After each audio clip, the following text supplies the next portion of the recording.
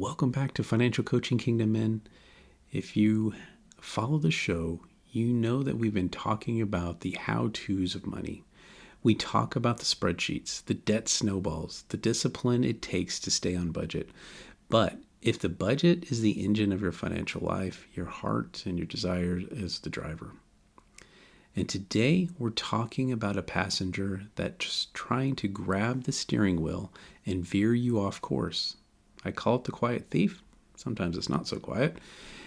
It's the spirit of coveting. It doesn't usually scream, it whispers. It's a subtle tug on your heart when you see your neighbor's new truck or an expert's financial benchmark that makes you feel like you've fallen behind. But we aren't just going to talk about the thief. We're going to also talk about the antidote. Today we're diving into the deep art of the quiet heart. We're exploring how to replace the if-only disease with an even-though piece of contentment. I've met men with 7 figures net worth who are miserable, and men working 2 jobs who are radiating the joy. The difference isn't about the bank account, it's the posture of the heart. Whether you are in storm mode or well on your way to baby step 7, this conversation is for you. Let's stop looking sideways at the Joneses and start looking forward at the path God has set for your family. Let's get into it.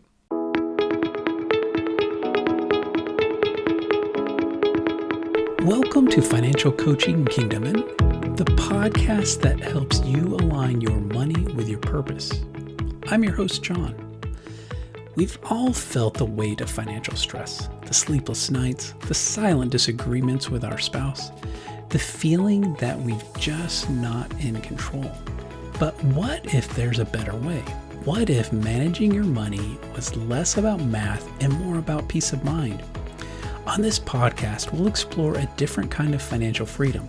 It's not just about what you earn or what you owe. It's about the emotional clarity that comes from being on the same page with your spouse, the spiritual strength you gain from worshiping God with your finances, and the deep satisfaction of knowing you're building a lasting legacy for your family. Every week, we'll cut through the noise to bring you simple, powerful truths that will help you move from financial chaos to confidence. If you're ready to find clarity, grow in unity, and live with purpose, you're in the right place. Let's get started. Welcome to Financial Coaching Kingdom Men. I'm your host, John. We often talk about the how-tos of money, the spreadsheets, the debt snowballs, and the high-yield savings account.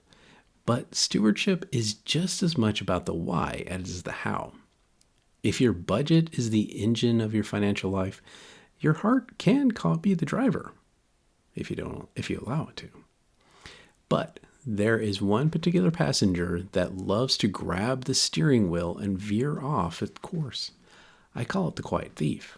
And sometimes it's not very quiet. It's coveting.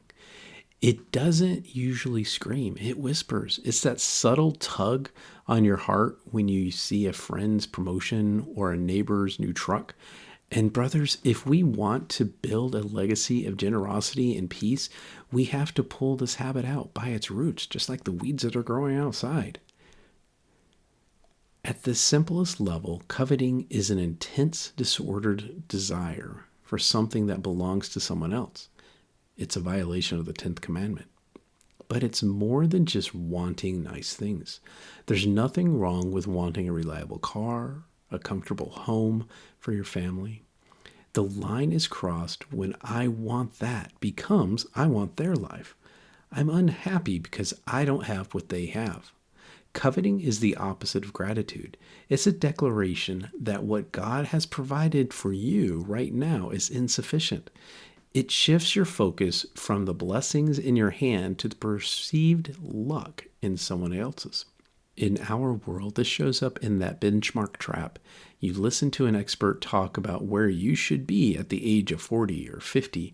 You compare your unique journey to their generalized numbers, and suddenly you feel like you've fallen short. I'll be honest with you. I'm not immune from this. Just a few weeks ago, I was listening to a podcast where the hosts were laying out their financial metrics by age. As I listened, I found myself questioning my own standing. According to their metrics, I didn't have as much as I should. It caused me to feel incredibly down. I work hard, I pay the bills, and I try to make good decisions. But those experts didn't talk about the curveballs life throws, the medical bills, the debts that I didn't create, or the corporate career that took an unexpected turn. I was distraught. I was moody. I even found myself pulling away from my wife that evening because I was so focused on what I didn't have. But as believers, we are called to be transformed by the renewing of our minds. I had to recognize that while the impulse to compare is natural, it's not my master. My value isn't tied into my age-based benchmark. It's tied to whose I am. If you feel like that green-eyed monster is creeping into your life, don't beat yourself up. Acknowledge it and use these strategies to get back on track. Number 1, meet God in the morning. His mercies are new every day. When I sat with my Bible after the difficult night, I realized I was coveting a life of people who appeared to only be seeking wealth. My goal is to worship God with my time and my finances. Number 2, practice loud gratitude. You cannot be grateful and envious at the same time. Name 3 specific things God has provided today. When you see someone else's blessing, say it out loud. God, thank you for blessing them, and thank you for what you've given me. Number 3, redefine your why. Coveting happens when we forget our own destination. Are you getting out of debt to be free? To fund a mission? When you are locked into your God-given mission, someone else's standard doesn't look so tempting. Number 4, celebrate others aggressively. This is the secret weapon. When someone gets a new house, send a congratulation text. By participating in their joy, you break the power of resentment. Remember, stewardship isn't about hoarding. It's about management. God owns it all, and He distributes resources according to His plan for your specific life path. When we covet, we are essentially telling the Master that He made a mistake in our story. Let's stay the course, keep our eyes on our own paper, and find contentment in the journey. If you are tired of the anxiety that comes from financial benchmarks and want a clear biblical plan for a specific situation, let's talk. Visit my website and schedule a 15-minute discovery call. You've heard the wisdom and you understand the benefits. But if putting it all into practice feels overwhelming, you don't have to do it alone. A budget is a roadmap to financial peace, and I can help you create one that works for your life. Ready to take the first step?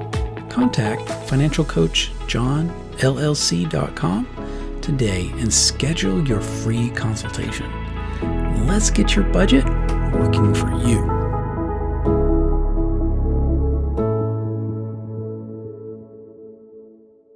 We were just talking about coveting. That's that quiet thief that sneaks in and robs us of our peace. Now let's talk about one of the essential antidotes. We're going to talk about contentment.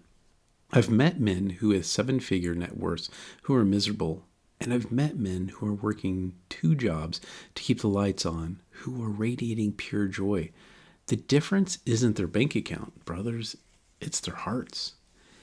In our hustle culture, we often mistake contentment for complacency. We are told if we are constantly striving for the next thing, we're failing. But kingdom men know better. True contentment is a profound, unshakable strength. It is the ability to say, what I have right now in this moment is enough because God is enough. So what does this actually look like? At its core, contentment is a state of inner satisfaction that is independent of your external circumstances. It's not laziness.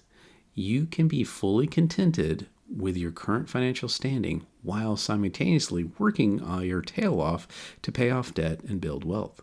Contentment is a posture of trust. It's the quiet confidence that God has placed you exactly where you need to be today. It is the opposite of if only disease. You know what it sounds like. If only I had that car, or if only I had that job. True contentment replaces if only with even though. Even though the market is down, even though the path is steep, I am satisfied because I know who holds my future. Finding contentment isn't a one-time achievement. It's a daily rhythm. It's a muscle we have to exercise. Here are 4 practical ways to do it. Number 1, practice proactive gratitude. Stop treating gratitude like a reaction and start treating it like a discipline. Set a timer on your phone for 3 times a day.